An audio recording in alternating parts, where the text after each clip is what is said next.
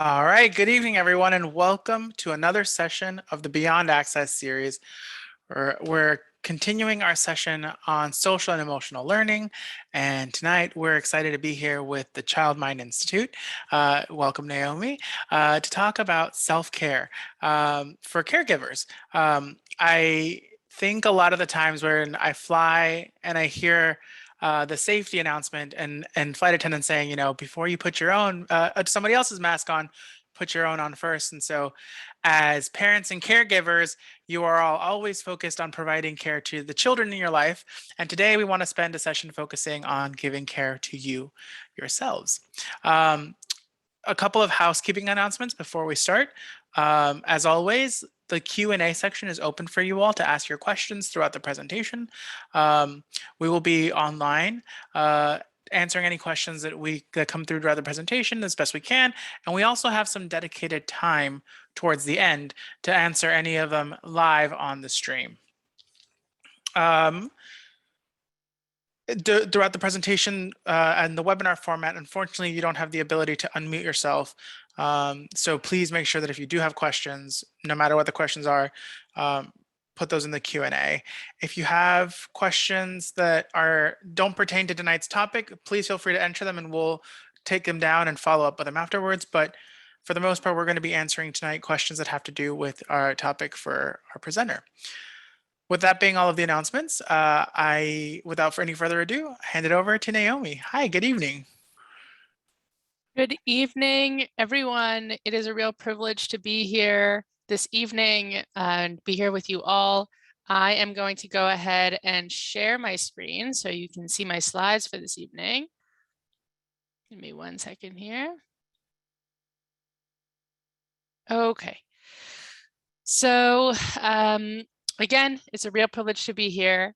Today, we are going to talk about how to manage stress as a parent or a caregiver. And that is a part of self-care and thinking about how can you as a parent, as a caregiver, better manage stress, which is, I am sure, abundant these days. And so to introduce myself briefly, my name is Naomi Gofine. I work at the Child Mind Institute. I am a clinical social worker, and I am a part of the school and community programs of the Child Mind Institute. So I'll tell you briefly about the Child Mind Institute. And give me 1 second just to, there we go. Okay. So the Child Mind Institute is, and I'm just adjusting my screen for 1 more second here. Okay, give me 1 second. Okay, so the Child Mind Institute is an independent national nonprofit dedicated to transforming the lives of children and families struggling with mental health and learning disorders. Our teams work every day to deliver the highest standards of care, advance the science of the developing brain, and empower parents, professionals, and policymakers to support children when and where they need it most. So our work is split into 3 primary categories: research, clinical care, and public education. And so our talk this evening falls under the public education category. So we are dedicated to being at the forefront of neuroscience efforts to find objective biological measures of mental illness that will lead to earlier diagnosis, more individualized treatment methods, and new and better interventions. With clinical care, we provide world-class clinical care to children struggling with mental health and learning disorders. And with public education, we equip millions of parents, educators, and policymakers with the information they need to end the stigma and misinformation that cause so many children to miss out on life-changing treatment. Okay, so we are going to, I want to start off the presentation today by starting from this point, which is, as a parent, as a caregiver, you are doing good enough. And it's important to start from that perspective because it's important to acknowledge that there is no such thing as perfect with parenting, with caregiving. And I can imagine the myriad of stressors, of difficulties that are present in people's lives right now, and an increased level of anxiety, of stress, is normal. And as a parent and caregivers, you continue to show up for your children or for your children in your care. And that is something to be acknowledged, and that is something to be celebrated. And again, there is no perfect way to do that. And I want to affirm that that what you are doing is important to acknowledge is good enough. It's an important, I think, place to start from today. And with that, we're just going to take a minute or take a few seconds to honor that, to honor all that you are doing, and to acknowledge that within yourselves. Okay. For the sake of, there's probably a longer period of time that is needed to acknowledge that, but for the sake of time, I will continue and talk about what we are going to be talking about today. So, as I mentioned just at the beginning, we are going to be talking about ways to manage stress. And we are going to be using the framework that is on the screen right now, which is called the cognitive triangle. Sorry, I just got a notification. Okay, which is called the cognitive triangle, to look at those ways to manage stress. So the cognitive triangle may or may not be familiar to you, but what it represents is that our thoughts, our emotions, and our behaviors are all connected to one another, and they all impact one another. So by changing one part of the triangle, by changing our thoughts, by changing our emotions, by changing our behaviors, we can actually impact the entire triangle. So what we are going to look at today is skills that we can develop in each part of this triangle to manage the stress that might be present in your lives. So this is just a look at how stress impacts the cognitive triangle. This is really to say that stress really impacts each part of the cognitive triangle. Might lead to thoughts or behaviors that thoughts that are unpleasant, may lead to feelings that are unpleasant, and may lead to negative behaviors. So modifying our thoughts and changing our behaviors and bettering our emotional coping, which is where we're going to start today, can reduce stress's impact. Okay, so the first area that we're going to look at today is coping through emotion monitoring. So we'll talk a little bit about what exactly that means. So the place that I want to start from is understanding emotions. So what is the function of emotions or feelings, and what is the nature of emotions or feelings?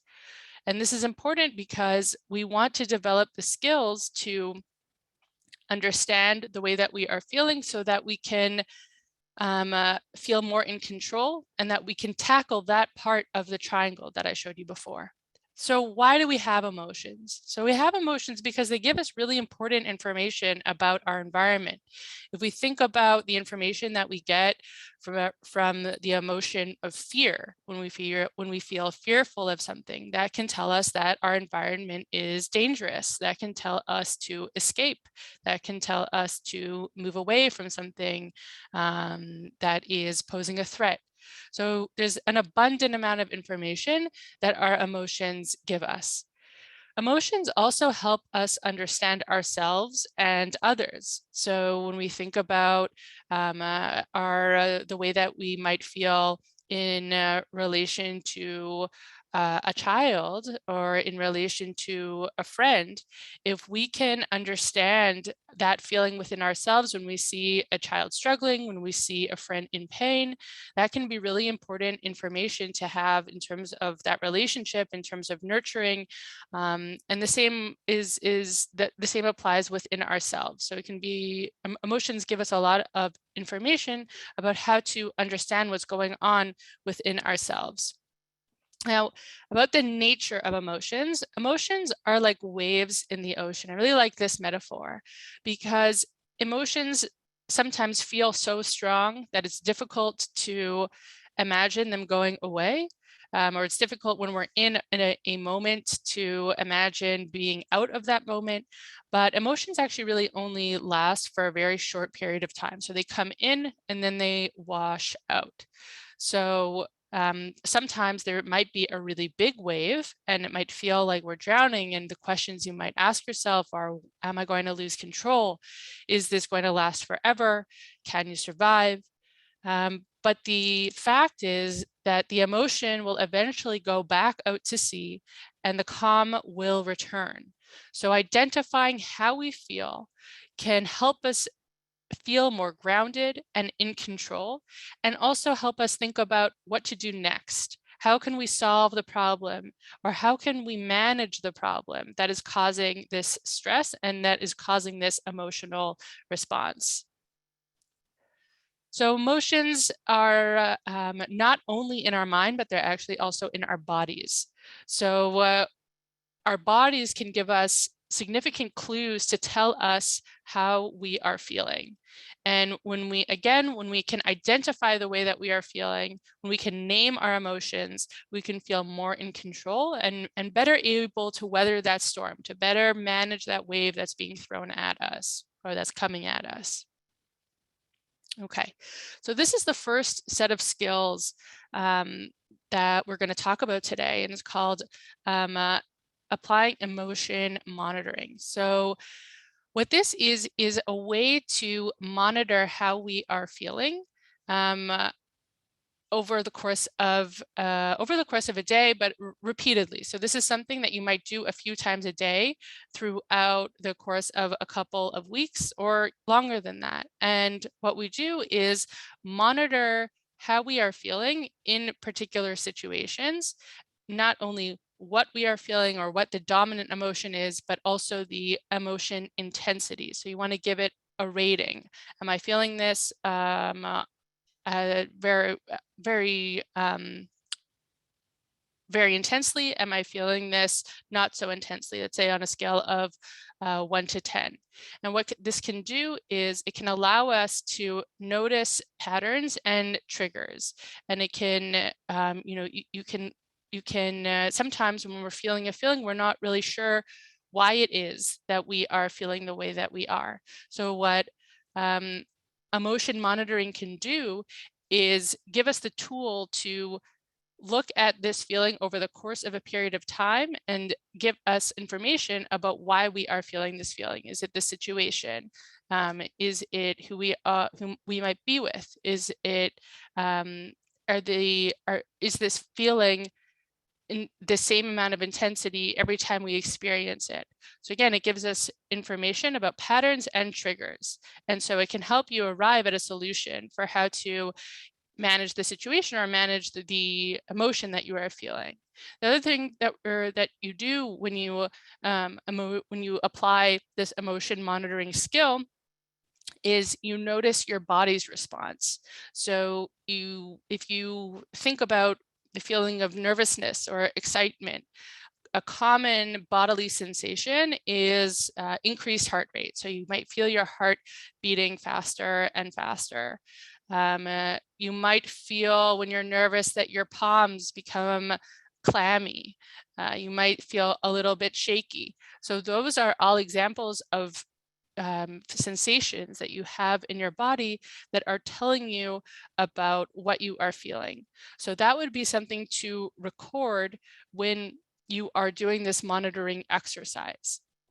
So I actually want you to take a moment right now to think about a situation today where you felt a heightened emotion. Doesn't necessarily need to be a negative emotion. It could be a positive emotion as well.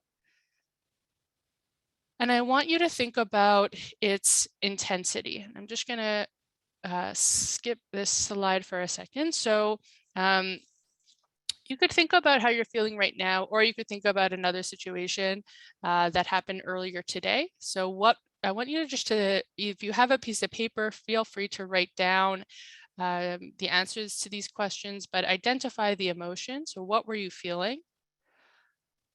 On a scale of 1 to 10, how intense was that feeling?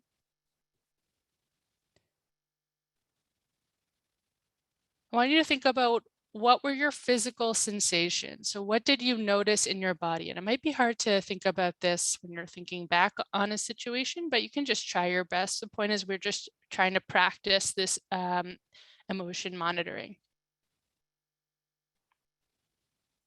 And if you can, I want you to think about what might have been a trigger for that emotion. What happened right before? Where were you? Who were you with? Were you alone? Were you at work? Were you at home? So this is just something to practice. Ideally, you'd practice this a few times a day over the course of a period of time because it's really a skill that you can develop. It might not come naturally the first time, but it's an activity that you can do to develop the skill of being able to better recognize how you are feeling, what are patterns of emotions that you have, what are triggers, and again, how you can arrive at a solution for a stressful feeling that you might be having, and how you can manage that feeling a little bit better. Okay. So we're going to take a moment and we are going to reboot. I know I just asked you to think of a situation today where you felt a heightened emotion that might have been a stressful emotion. So if that was, just want to take a moment to relax and kind of come back to yourself. So we're going to do a very quick progressive muscle relaxation exercise. So I want you to sit comfortably in your chair. You can sit back. You can put your feet on the ground. What we are going to do is we are going to progressively make groups of muscles tense, and we are going to release that tension, and we are going to breathe along. We're going to breathe as we are doing this.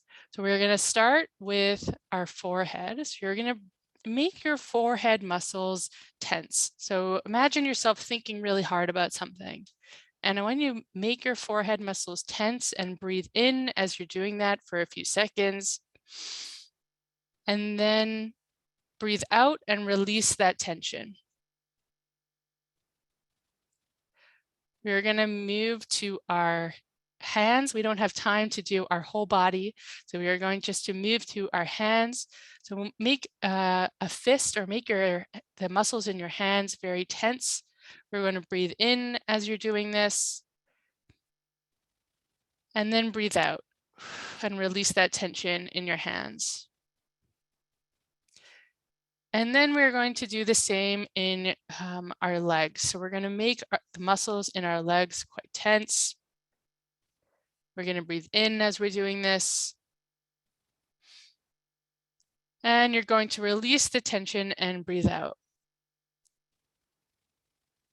So this is an activity that you can do actually in a moment of stress. It is an activity that helps relax our bodies. And as we were talking about before, there's a real connection between the way that our bodies feel and the way that our minds feel. So if we're able to relax our bodies, we are often able to relax our minds. So I hope that that was relaxing or provided a little bit of relaxation in a moment, and we are going to move on. Okay, so the second part of the triangle, so we had emotions, we had thoughts, and we had behavior. So the second part of the triangle that we're going to be talking about is how to develop, how to cope through managing our thoughts, or how to develop coping thoughts. Okay, so we're going to open with an exercise where I'm going to read you this short vignette, and in your mind, just you can think about some answers you have to these questions about this vignette. So one morning in the winter, you get into an argument with your partner before heading out to work. Your colleague shows up about 15 minutes late. She enters the room without greeting you or looking at you.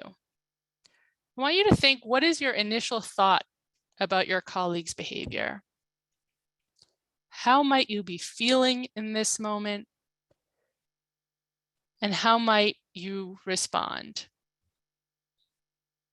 Just take a few seconds to think about those questions. Okay, the second vignette. One morning in the spring, your longtime colleague who has 2 preschool-aged children shows up to work about 15 minutes late. She enters the room without greeting you or looking at you. So again, what is your initial thought about your colleague's behavior? How might you be feeling in this moment? And how might you respond? So here we're kind of thinking about, what are our automatic thoughts in these two scenarios? What are the feelings that might come as a result of those thoughts? And what are your behaviors, or what might be your response? Okay. So we're going to take a second to think about thinking. So if you might have noticed when I was asking you what in these previous vignettes, what was your initial thought about your colleague's behavior? You might have noticed a thought pop into your head. And so that thought might have been a fact that you might have been thinking about something real, and you might have been having a thought that you know to be true. But as a general rule, our thoughts are not facts. So our thoughts are ideas, our cognitions are that come into our minds that are automatic. So we generate them quickly and we often don't question them. But it is important to recognize that our thoughts are often not factual. They often require us to slow down and reconsider, is this true? So is this thought that I just had actually grounded in reality? Or is it more likely something that has kind of come to me as an automatic reaction to something that has happened? So slowing ourselves down enough to really notice our thoughts can help us build insight into our personal patterns of thinking. And we all have them. We all have patterns of thinking, ways that we typically think about the world, underlying assumptions. So our values might impact the way that we think about things. But and in moments of stress, when our emotions are running high, our thoughts can get the better of us. What that means is they might be increasingly negative, we might be increasingly self-critical, and they might be increasingly unrealistic. And so when we can slow down to really dissect what it is that we are thinking, and to really think critically about these thoughts that are automatically coming to us, we might be better able to catch ourselves in certain patterns of thinking, and we might be able to adjust that part of the triangle that I had talked about before that impacts the way that we feel as well as the way that we behave. Okay, so we're going to revisit this cognitive triangle that I keep on referring to. So we're going to go through an example of how our thoughts, our emotions, and our behaviors are all related, and how modifying our thoughts might be helpful in modifying our emotions as well as our behavior. So if we think back to kids returning to in-person school after a year and a half of remote or hybrid learning at the beginning of the year, there were, I'm sure, many thoughts that you might have had which contributed to various emotions and behaviors. So I'm going to go through a couple of examples just to illustrate this connection. So a thought that might have come to mind is, this is going to be too much. It's not going to go well. And so a related, if you have that thought, a related feeling that you might have, or one might have, is anxious, frustrated, scared. And a related behavior is withdrawing or giving up or lashing out, or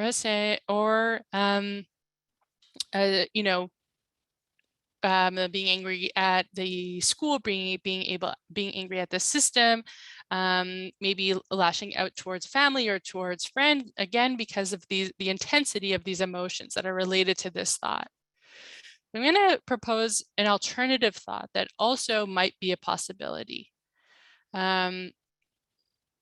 Okay, yes, there we go. So this is the alternative thought that might be a possibility. So you also might have thought, this is going to be hard, but I'm doing my best. We'll be okay. So the associated emotion that you might have had with that thought is anxious, but also hopeful. So that's not to say that there is no reason for worry or anxiety, but in this thought, we're able to balance that anxiety or that worry with a hopeful thought. I'm doing my best. We'll be okay. And the associated behavior that might come along with that feeling is making a plan, reaching out, communicating. So acknowledge, again, the thought is, this is going to be hard. The feeling is still anxiety, but if you're able to also hold hope, you might be more inclined to act in a way that solves the anxiety. So what plan can I make to address this anxiety? Who can I rely on for support? Can they be helpful to me? Can I communicate in a way that is productive? Okay. Ultimately, what maybe the end of that is, we'll get through this. So all the thoughts that we might have that might be unrealistic, they fall into a variety of thinking traps. There are many different types of thinking traps, which are traps that our thoughts can get into when we might be feeling these, when we might be feeling a heightened emotion, such as, or there might be increased stress in our environment. So the first is black and white thinking. So we only think in terms of extremes, like great or terrible or all or nothing. So it can be helpful to find the middle ground. So fortune telling, this is when we predict that things will turn out badly, even though we can't actually know the future. So as I'm going through these, just take a moment and think for yourself, what do you think applies to you? What do you find yourself doing? Do you find yourself thinking in engaging in black and white thinking? Do you find yourself fortune telling? And we can think about that as I move forward. So the next one is ignoring the positive. So that's when we only pay attention to the bad things that happen and ignore the positive things. Labeling, when we use a single negative word to describe ourselves, that kind of thinking is unfair and unkind to ourselves. Taking things personally, when we blame ourselves for things that are not our fault and may have nothing to do with us. So the worst possible outcome, when we imagine the worst possible thing that could happen and predict we won't be able to handle it. Usually the worst case doesn't happen and we are able to cope. And mind reading, when we assume we know what another person is thinking, even though we really don't. Okay, so when we find ourselves falling into one of these traps, what can be helpful is to develop a replacement thought. And so a replacement thought is a thought that might address this thinking trap. And so another word for these thinking traps are cognitive distortions. So distorted thoughts that we might be having because of a stressor in our environment, or a feeling that we're having that might be related to this thought. So in developing this replacement thought, there are two guiding questions. So one question that you can ask yourself is this thought true? Is this thought grounded in reality? Are there facts to back this thought up? And the second is this thought helpful? So if you find yourself answering no to either of these questions, that's where developing a replacement thought might be helpful. So replacement thought might challenge that trap, might challenge that cognitive distortion that you are having. So I can't, instead of thinking I can't, a replacement thought might be I'll try. Okay. So another way to think about a coping replacement thoughts are kind of a personal mantra, or a personal mission statement. So it should be encouraging, and it should be a thought that re-inspires you and re-grounds you in your purpose. So you might already have some coping replacement thoughts, and maybe you can take a moment to think about what those examples are for you. And I'll give you a moment to do that. And I also have some examples here of one that might be able to be the beginning of your practice. So of developing these coping replacement thoughts. So examples include, I'm doing the best that I can, or there is no such thing as a perfect parent or caregiver, or I've handled these tough situations before and I can do it again. And lastly, just take it one moment at a time. Okay.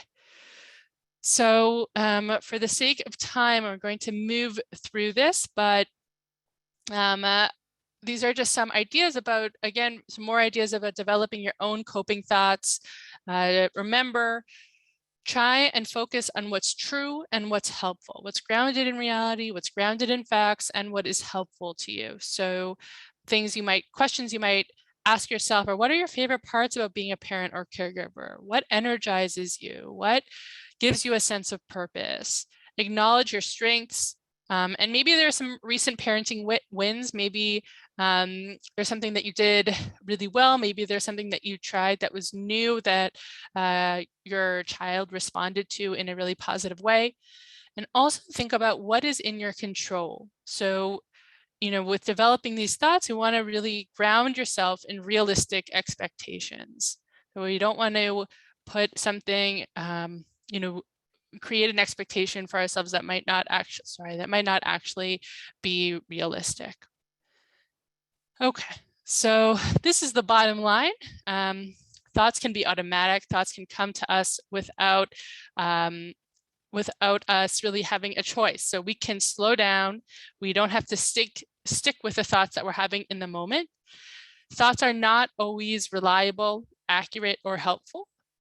Things can get fuzzy quickly, especially if thoughts are being affected by strong emotions. The positive side to this is that we can slow down, we can develop alternate ways of thinking. All right, so we are now at the third part of our triangle, which is behaviors. So we are going to think about what are ways that we can modify or change our behaviors that can impact that triangle as a whole.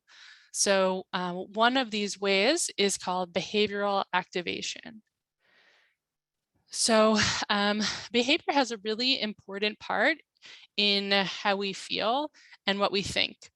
So we can actually use our behaviors, we can do things to activate productive thoughts and feelings. So changing our actions are ways to promote emotional wellness. So the general principle is that positive behaviors lead to positive emotions. And so what that means is sometimes when we are feeling, let's say, really down, and we're kind of feeling like we've had a really tough week. You might be feeling depressed, or you might be feeling like, you just want to sit on your couch and not do much. What science shows is that if we force ourselves to do something that we enjoy, so if we force ourselves, maybe that looks like going for a walk with your partner, maybe that looks like going for a walk with your child, maybe that looks like going for a walk by yourself. And we know that, maybe you're someone that enjoys walks, that enjoys being outside, that enjoys taking a little bit of time for yourself. That can really induce a positive emotion. And that activity, which leads to that positive emotion, can really carry throughout the entire day. So, thinking about your day and thinking about how can you build these activities throughout the course of a day so that they are kind of give you a little bit of an oomph for a period of time, and then maybe you need to re-engage in that activity, but kind of making a little bit of a plan for yourself about how to use behavioral activation throughout the day can be helpful. So when we think about, this is just an idea about a way to categorize these different activities that these different behavioral activation activities. So thinking about what are behaviors and activities that might make you feel good. So service activities, doing something directly for others, fun activity, doing things that you enjoy, either by yourself or with other people, social activities, spending time with other people, mastery activities, doing something to learn a skill, working towards mastery, and physical activities. So that might include things like exercise, games, and sports. Okay, now when we're thinking about these activities, and I'm just looking down on my notes, thank you for bearing with me. We also want to think about setting boundaries. So we want to think about things that make us feel good and make sure that we are doing things that make us feel good, but we also want to make sure that we are not doing too much. So boundaries are really important, and setting boundaries can be a part of your behavioral activation plan. So here are some ways to set boundaries. So setting realistic expectations for yourself. So what was realistic last year or the year before that, or maybe the year before that, might not be realistic right now. You might want to think about, what do I want to do and what do I look forward to right now? What feels possible right now, even if I don't want to do it? What feels impossible right now? So this is when we get into setting boundaries. There might be times where you need to say no. There might be times when you need to negotiate or delegate. Is there, as a part of your behavioral activation plan, as a part of making a plan for yourself about engaging in these activities, that might mean that you need to take 5 minutes to take that walk outside, and that for those 5 minutes, somebody else, you're delegating to somebody else to complete a task or complete a chore that needs to get done. And the other question to consider when thinking about when thinking about this plan is, what feels impossible, but I have to do it anyway. So what can I do to get me through, and who can I rely on for support? Okay. So this is just something to reflect on. You can take a moment to do that. So what is one activity that you might commit to on a regular basis that might make you feel good? And going along with that, what is one boundary that you can set that will support you in doing that activity? I'll let you think about that for a second. Okay. All right, so as was mentioned at the beginning of the talk, we are talking about self-care. And so we're going to have a few moments dedicated to specifically talking about self-care. So the question for you is, and a question for you to think about for a moment, are what are some things that you already do to manage stress, and what does self-care mean to you? So take a moment to think about that. Okay. So when we think about self-care, often we think about it as something separate, as kind of an exception to our daily routine, something that we engage in. That's not necessarily, again, that's not a part of our daily routine, but something that only when we have time for. So when we think about self-care, what I want to encourage you to do is to think about self-care as a part of your daily ritual, incorporating self-care into your routine so that it is not the exception, but it's the rule. And also self-care is expansive in terms of what it applies to. So taking care of yourself, self-care is may not be only you physically taking care of yourself, but it also might be taking care of yourself mentally, physically, emotionally, socially, as well as spiritually. So are there spiritual practices that you might engage in that can contribute to your self-care? But so it's multi-dimensional, and it's also weaved throughout the course of your day or life, and not an exception, not an activity that you're engaging in as an exception. Okay, so this is a way to think about that as well. Sometimes it's helpful in order to make this even more concrete and to make a real plan around self-care, looking at a schedule and really putting it on a schedule and sticking to it. So when is your self-care happening throughout the course of the month? Where is it happening? What do you need to make it happen? What might get in the way of that?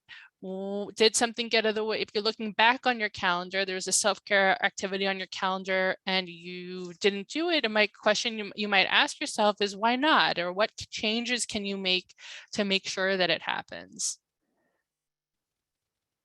Okay, and this point is just to say that self-care, as I was saying, is not an exception, but can be connected to your way of life and to what values you have. So thinking about self-care in terms of your values, and asking yourself, when you are stressed, are there things that you might do that are in opposition to your values, and how can self-care help you live out those values, can be helpful in terms of really integrating self-care into your daily life. Okay, I'm going to move forward because there's still one part that I want to get to, but these are important questions that you can ask yourself as well. What is one thing you can do to support yourself? When and how can you do this? What might get in the way? And who can support you in achieving this goal? All right. So the last piece of what we are going to talk about today, very, very briefly, I could spend an entire session like we're having tonight talking about mindfulness, is just that, mindfulness. So mindfulness we'll talk about what mindfulness is first. So mindfulness means paying attention in a particular way, on purpose, in the present moment, and non-judgmentally. So mindfulness is really a frame of mind, a way of thinking. And so it's grounded in Eastern religions, as well as indigenous culture and history. And it is used today, it has been used to help manage emotions and help be in the present through paying attention in a particular way, as is outlined here. So when we're using our minds, we're focusing our minds in a particular way so that we are in the present moment, not thinking about what's happened before in the past, not thinking about what might happen in the future, but we're in the present and we are thinking non-judgmentally. So with mindfulness, we want to focus on your physical presence where you are. You want to focus on breathing. You want to be focused on being present in the moment that you are in and letting everything else go. And this is opposite to thinking about the past, thinking about the future, judging yourself or engaging in problem solving, and also thinking about the thoughts that you're having or the emotions you're having. When we're in a mindful place, we want to let our thoughts and our emotions pass. We want to let them wash over us. We will want to, just as much as you can, be in the present moment with purpose. Okay, so why can, what does it do? What can it help us do? So it can be helpful when we're, when we're thinking about experiencing stress, or when we're thinking about dealing with a difficult emotion. Mindfulness can help us be in that present, be in that moment, so that we can better identify our thoughts, our feelings, our sensations, as well as our reactions. So what are we doing in reaction to those thoughts or those feelings that we're having? So it can be helpful with being present and accepting or letting go of those thoughts and emotions, and accepting the things that we cannot change. So it's something that that requires practice. And so it is something that as you practice mindfulness, you become better at it, and it becomes a preventative way of managing stress. So there's a bunch of ways to be mindful. There's formal practices like body scans, walking, breathing, as well as informal practices. So we can bring mindfulness to everyday things that we do, like showering, eating, when we're commuting, even when we're having conversations. So we use the physical sensations of breathing as the anchor for attention. So our breath becomes an anchor for being in the present, for focusing our attention on the present moment. And in addition, we use our 5 senses to ground ourselves in the present moment. So when we're being mindful, we're thinking, what are we hearing? What are we seeing? Is there anything I'm tasting? Again, we're using our 5 senses as really a way to ground ourselves in the present moment. So a question for you is, what's one activity you can try bringing mindful awareness to this week? All right. For the sake of time, I'm going to move forward, but these are a body scan, noticing the sensations. I'll move back, but noticing the sensations that you have in your body as you are taking deep breaths can be a helpful way to engage in mindfulness. And there are some online tools, Shine, Insight Timer, Calm, that can guide you through that. And there might be ways to remind yourself of engaging in mindfulness as well. Okay, so I wanted to make sure that we ended with enough time for questions, so that we've come to the end of my presentation. I look forward to questions that you might have. I'm going to stop sharing.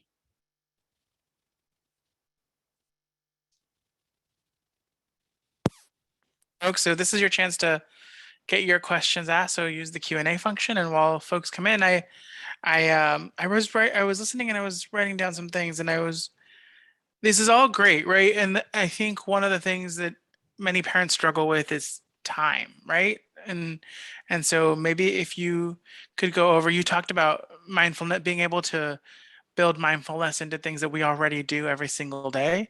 Can you talk a little bit more about that, about what that looks like? Sure. Yeah. So, mindfulness can be used in really informal settings and in informal ways. So, things like when you are, you know, taking a walk, when you're commuting, when you're taking a walk from the subway to your workplace. For many people are working from home at the moment, but just to use that as an example, um, using those 5, 10, 15, 20 minutes to focus your attention on the present moment. And things that you might be able to do, skills that help with that are thinking about using your 5 senses to help you focus in on the present. So what are sounds that you are hearing on this 5, 10, 15-minute walk? What are smells that you are smelling? What are sights around you? So how can you take that in? Using those, answering those questions through using your 5 senses are ways that help you engage in thinking about the present moment, and become more mindful. So I'll say a caveat, which is that, again, this is a very broad topic, and mindfulness is actually quite it's accessible, but it's also not just so simple. So it I would encourage people are interested in learning more about mindfulness. There's a lot of resources online that you can take a look at. But I would say using the activities like going for a walk, or as I mentioned in the presentation, while you're taking a shower, using those moments to focus your attention on the present can be helpful ways in informally engaging in mindfulness. So there's an interesting question in here. Like these are great exercises to plan ahead, but like what happens when you're caught in that moment of rage, Mm. where something has happened, someone has done something. Are there any skills or any coping mechanisms that folks should go to when they're in that moment to like de-escalate themselves? Sure. Yeah, that's a really good question. I think that one of the most helpful things that you can listen to is your body. And so paying attention to how your body is feeling in those moments of rage, are your fists clenched? Are you experiencing increased heart rate? Are your cheeks flushed? Can be an important place to start, again, because it can just give you in your moment of rage, you may not even quite realize exactly all the emotions, the number of emotions, or the intensity of emotions that you're experiencing. So that's why paying attention to your body can, as a first step, can be helpful. And related to that, when you are able to engage in an exercise that calms down your body, that calms down your nervous system, you are able to manage that emotion or that wave a little bit better.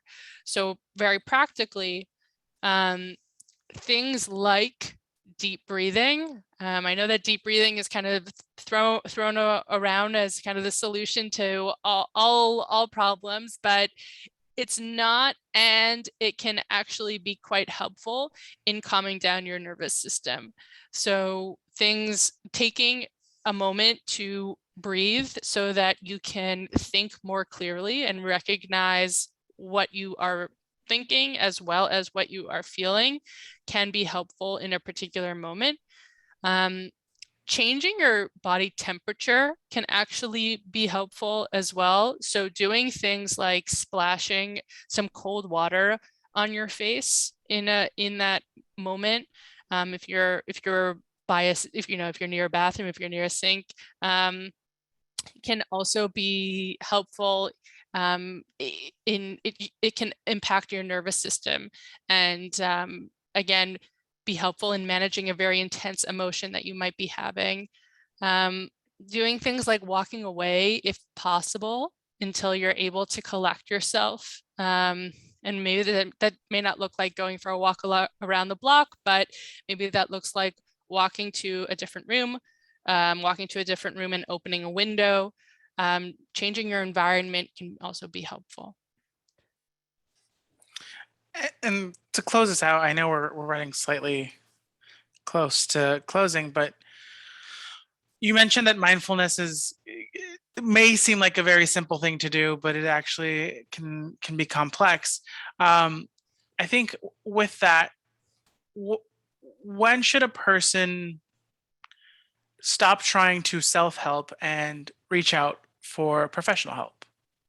Are there any things to like notice in oneself to say, you know what, maybe I can't handle this on my own and I need to reach out to someone? Mm-hmm. I think that's a really important question. I would say 3 things to think about are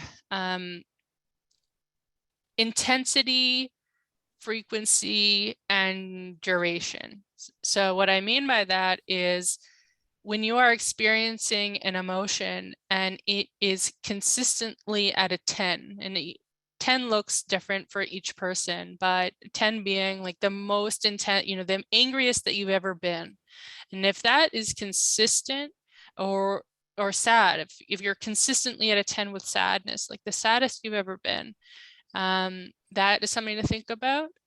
If that is happening frequently, so every day, if you're finding yourself feeling that feeling either, again, really intensely or frequently, and duration, if it's how long is that lasting for? So is it a feeling that is staying with you for a long time, or is it a feeling that is coming and then it's going? So is it a wave that is coming crashing and won't kind of recede, or is it a wave that is able to kind of go back out into the ocean? So if the answer to those questions are it's happening intensely, it's happening all the time, and it won't go away, and you find yourself feeling that way consistently, then I think that would be those were things to think about in considering whether or not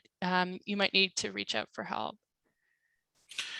Naomi, thank you so much for joining us tonight and for sharing more information. There's a lot of questions about accessing some of these slides, so don't worry, folks. We've been recording this whole thing. We'll upload it to the YouTube channel and send out a link to you all tomorrow. Thanks again for joining. And yeah, any last thoughts? Sorry, just one last thought that I just Yeah. want to add is, if you are thinking, the other important thing to think about and recognize is if you are having thoughts about suicide or about hurting yourself, that would definitely be a time to reach out. And there are, again, resources, hotlines, NYC Well, they have a texting line, and other resources as well that you can utilize. Thanks so much. And for all of you who are tuning in, if you liked what you heard tonight, get ready because Child Mind Institute is coming back next week for another round. So until then, stay safe, everyone, and have a great evening. Bye, everyone. It was a pleasure. Thank you so much.